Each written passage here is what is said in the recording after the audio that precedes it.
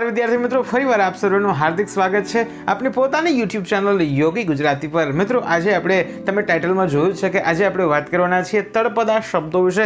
તળપદા શબ્દો શું છે, કઈ રીતે બનાવવામાં આવે છે અને આપણે બોર્ડની પરીક્ષાની અંદર તળપદા કોઈ પણ તળપદો શબ્દ પૂછાય તો એનું શિષ્ટ રૂપ કઈ રીતે આપવું। તો સૌથી પહેલા આપણે વાત કરીએ તળપદા શબ્દ એટલે શું। તો તમને આમ તો મને લાગે છે કે તમારા માટે કંઈ નવું નહીં હોય, કારણ કે ધોરણ 9 થી લઈને અત્યાર સુધી તમે ક્યાંક ને ક્યાંક આ તળપદા શબ્દોનો અભ્યાસ તો કર્યો જ હશે, છતાં પણ આપણે થોડુંક વિસ્તૃત સમજવું છે, કારણ કે 12મા ધોરણ આપણું હાઈ લેવલ, હવે ઉચ્ચ કક્ષાનું ધોરણ છે, તો આપણે થોડુંક હાઈ લેવલનું શીખીએ। આપણી બહુ જાણીતી કહેવત છે, કદાચ તમે પણ સાંભળી હશે, 12 ગાવે બોલી બદલે, તરુવર બદલે શાખા, બુઢાપામાં કેસ બદલે પણ લખણ ન બદલે લાખા। આખી કહેવતનો મારે અર્થ તમારી પાસે ખોલવો નથી, તમે તમારી રીતે એનો અર્થ ગોતી લેજો કે 12 ગાવે બોલી બદલે, તરુવર બદલે શાખા અને બુઢાપામાં કેસ એટલે વાળ, બુઢાપામાં કેસ બદલે પણ લખણ ન બદલે લાખા। માણસ છે આ જીવન એ ગમે ત્યાં જાય, ગમે એવડો થાય, પણ એનું મૂળ લખણ એ પણ તળપદો શબ્દ છે।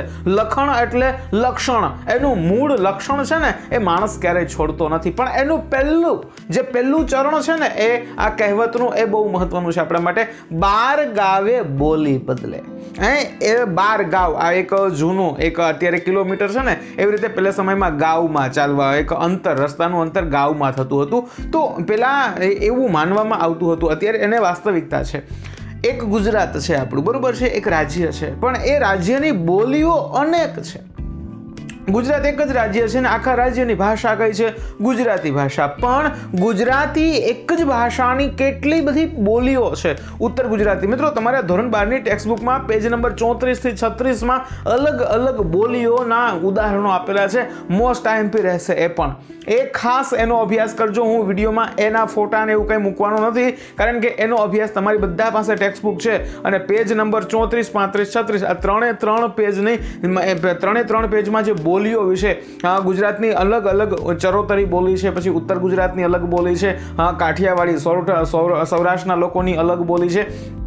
તો ગુજરાતની જે બોલીઓ છે ને એના વિશે કદાચ ન સમજાય તો મને પછી કમેન્ટ નીચે કરી દેજો, તો એના વિશે તમને વિસ્તૃત બોલીઓ શું છે, કઈ રીતે બોલી બનાવે છે અને ગુજરાતી મૂળ ભાષાથી બોલીઓમાં કઈ રીતે ભાષા પરિવર્તન પામે છે એ પણ તમને સમજાવી દઈશ। પણ આપણા માટે બહુ ડીપમાં જવાનું નથી, ધોરણ 12ની બોર્ડની પરીક્ષામાં બોલીઓ વિશેના કોઈ પ્રશ્ન નીકળવા નથી, આપણે પ્રશ્ન શેનો નીકળશે? તળપદા શબ્દોનો। તળપદા શબ્દો કોને કહેવાય? તો આપણી ભાષામાં 3 પ્રકારના શબ્દો હોય છે, યાદ રાખજો।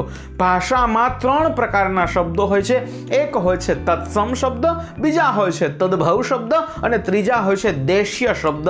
હવે તત્સમ શબ્દ એટલે આપણી માતા, આપણે જેને માતૃભાષા કહીએ છીએ, એ ગુજરાતી ભાષા। હવે આપણા નાની માં કોણ થાય? માતાની માતા। ગુજરાતી ભાષા મૂળ શેમાંથી આવી છે? સંસ્કૃત ભાષામાંથી। તો હવે આપણને ખબર છે ને, માતાના લક્ષણો એની દીકરીમાં હોવા જ જોઈએ, તો એ મૂળ સંસ્કૃતમાંથી આવી છે, એની માતા છે, તો સંસ્કૃતમાંથી ઉતરેલી ગુજરાતી ભાષા છે, તો ઘણા બધા શબ્દો સંસ્કૃત ભાષામાં જેવા હતા ને એવા ગુજરાતી ભાષામાં પણ એનો ઉપયોગ થાય છે। તો આ બધા શબ્દોને કેવા કહેવાય? તત્સમ શબ્દો।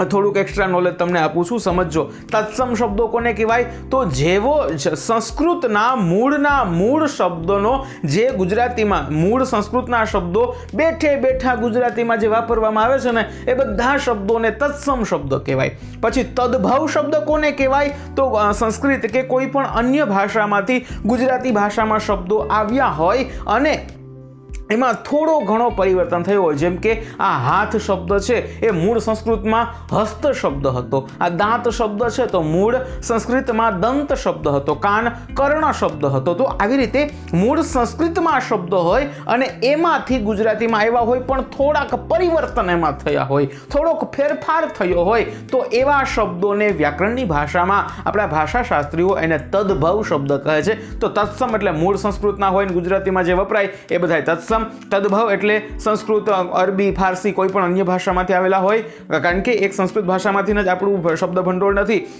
અરબી, ફારસી અનેક ભાષાઓમાંથી ગુજરાતી ભાષામાં શબ્દો, અનેક અન્ય ભાષાના શબ્દો છે ગુજરાતી ભાષામાં પોતિકા શબ્દો બની ગયા છે, પણ જો ફેરફાર સાથે વપરાય તો એને તદભવ કહેવાય, અને બેઠા વપરાતા હોય સંસ્કૃતના બેઠા શબ્દો હોય તો એને તત્સમ કહેવાય। હવે ત્રીજો પ્રકાર શબ્દનો છે એ છે દેશ્ય શબ્દ। વિડીયોને પસંદ પડે તો ચોક્કસથી લાઈક કરી દેજો, તમારા મિત્રોને આ વિડીયો શેર કરી દેજો અને ચેનલ ઉપર નવા જ આવ્યા હોય ને તો નીચે લાલ બટન આપેલું છે એનાથી ચેનલને સબસ્ક્રાઇબ કરી લેજો, જેનાથી કોઈ પણ નવો લાઈવ લેક્ચર શરૂ થશે અથવા તો કોઈ પણ નવો વિડીયો અપલોડ થશે ને તો એની નોટિફિકેશન સીધી તમારા સુધી પહોંચી જશે. એટલે તમારે 3 કામ કરી દેવાના છે, લાઈક, શેર, સબસ્ક્રાઇબ. આ 3 કામ કરી દીધા હોય ને તો વધારે સમય નથી બગાડવો, આપણે તળપદા શબ્દોની ચર્ચાને આગળ વધારીએ. બીજો પ્રકાર એ છે દેશીય શબ્દ. દેશીય એટલે દેશી શબ્દ, જેનું મૂળ અરબી, ફારસી, સંસ્કૃત, બંગાળી કોઈ પણ અન્ય ભાષામાં જેનું મૂળ જોવા નથી મળતું એ બધા શબ્દોને દેશીય શબ્દ કહેવામાં આવે છે. દેશીય એટલે દેશી શબ્દો, પોતિકા શબ્દો, જેની જનતા ગુજરાતી પોતે જ છે. ગુજરાતના લોકો એ જ જે શબ્દો બનાવ્યા છે, ગુજરાતના લોકો દ્વારા જ જે શબ્દોનું નિર્માણ થયું છે ને એ બધા શબ્દો દેશીય શબ્દો છે. તળપદા શબ્દોની વાત કરીએ તો એ બધા દેશીય શબ્દો છે. મૂળ અન્ય રીતે ટૂંકમાં ગામઠી ભાષાના શબ્દો. તળપદા શબ્દો એટલે ગામઠી ભાષાના શબ્દો. જે દાખલા તરીકે હું એમ વાત કરું કે શબ્દ જોઈએ તો આણે, આ આણે શબ્દ છે કે તે મારા માટે આણે છે. આણે એટલે લાવે, પણ ગ્રામ્ય ભાષામાં શું હોય તો તે મારા માટે આણે છે, તે મારા હારું આણે છે, તે મારા હારું આણે છે. તો એમાં કેટલા બધા શબ્દો હોય. જો તે મારા હારું, હારું એટલે મારા માટે, આણે છે, આણે છે એટલે લાવે છે. હું પૂગી ગયો, આપણે શું કહીએ, હા મમ્મી, આપણે શાળાએ જઈએ અને પછી મમ્મી ચિંતા કરતા હોય ને તો આપણને ફોન કરે તો આપણે મમ્મીને કહીએ કે હા મમ્મી હું પૂગી ગયો. આ પૂગી ગયો એટલે શું થાય, હું પહોંચી ગયો. તો આ પૂગી ગયો એ તળપદો શબ્દ છે. એનો શિષ્ટ શબ્દ શું બને, હું પહોંચી ગયો. આણે એનો શિષ્ટ શબ્દ લાવે. આણે શબ્દ એટલા માટે લીધો છે કારણ કે ધોરણ 12 ની પરીક્ષામાં આ શબ્દ પૂછાયેલો છે. તો હવે આ વિડીયોના માધ્યમથી હું તમને ધોરણ 12 ની બોર્ડની પરીક્ષામાં પૂછાઈ શકે એવા મોસ્ટ આઈએમપી તળપદા શબ્દો હું તમને કહેવાનો છું. તો મિત્રો ખાસ આખો વિડીયો જોઈ લેજો. મિત્રો આ વિડીયોના માધ્યમથી હું આવા તળપદા શબ્દો કે જે ધોરણ 12 ની બોર્ડની પરીક્ષા માટે ખૂબ જ મહત્વના છે અને જે આપણી ટેક્સ્ટબુકમાંથી જ લેવામાં આવ્યા છે એવા બોર્ડ પરીક્ષા માટે મહત્વપૂર્ણ આઈએમપી શબ્દો આપું છું. જે આઈએમપી શબ્દો આ વિડીયોમાં તમને આવે છે એ ખાસ તમે યાદ રાખી લેજો, પાકા કરી લેજો. શક્ય છે કે ધોરણ 12 ની બોર્ડની પરીક્ષામાં એમાંથી જ કોઈ તળપદો શબ્દ તમને પૂછાઈ જાય. તળપદો શબ્દ એટલે ગામઠી ભાષાનો, ગ્રામ્ય ભાષાનો શબ્દ અને આપણે એનો કેવો અર્થ દેવાનો છે, શિષ્ટ શબ્દ. એટલે કે માન્ય ગુજરાતી ભાષામાં એ શબ્દને શું કહેવામાં આવે છે. આ તળપદા શબ્દનું આપણે માન્ય ગુજરાતી ભાષામાં એ શબ્દ માટે સાચો શબ્દ કયો છે એ આપણે દેવાનો થશે. ઓકે મિત્રો, તો મિત્રો અહીંયા તમારી સ્ક્રીન ઉપર તમને તળપદા શબ્દો આપેલા છે, એટલે કે ગ્રામ્ય ભાષાના શબ્દો આપેલા છે અને એની સામે શિષ્ટ રૂપ એટલે કે માન્ય ગુજરાતી ભાષામાં એ શબ્દ શું કઈ રીતે બોલાય છે, કઈ રીતે લખાય છે એનું રૂપ ટૂંકમાં તળપદા શબ્દ અને એની સામે એનું શિષ્ટ રૂપ માન્ય ગુજરાતીનું શિષ્ટ રૂપ બંને તમને એકી સાથે આપેલું છે.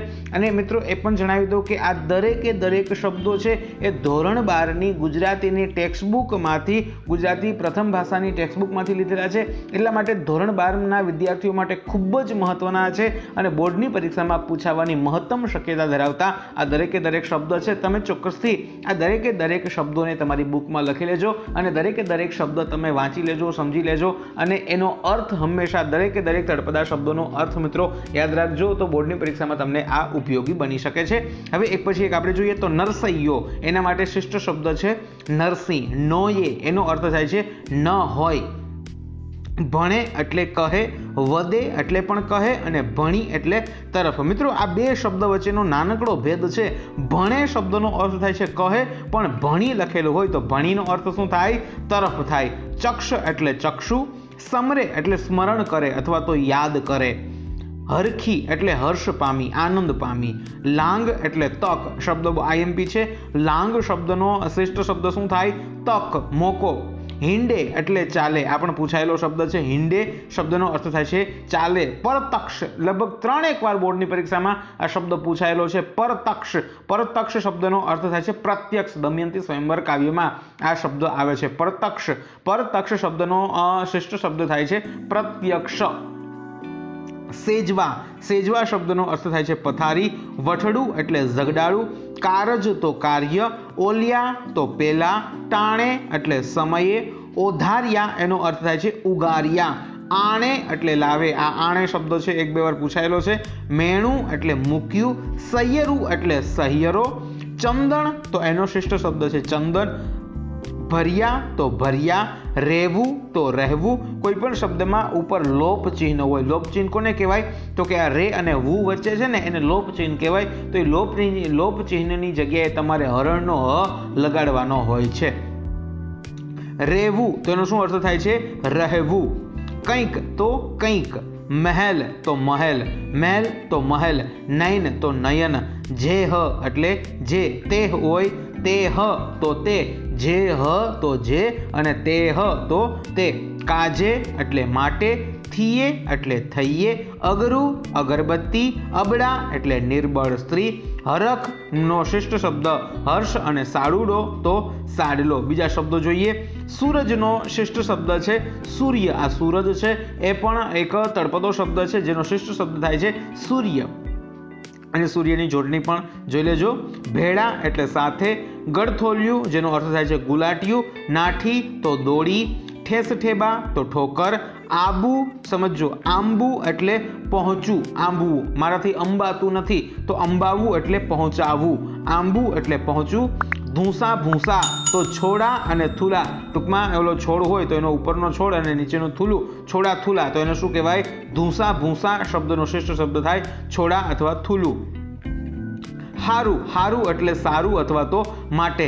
હું આ વિડીયો કોના હારું બનાવું છું? મારા વિદ્યાર્થીઓ હારું આ વિડીયો બનાવું છું. તો અહીંયા હારું શબ્દનો અર્થ એનો શ્રેષ્ઠ શબ્દ થાય છે સારું અથવા તો માટે.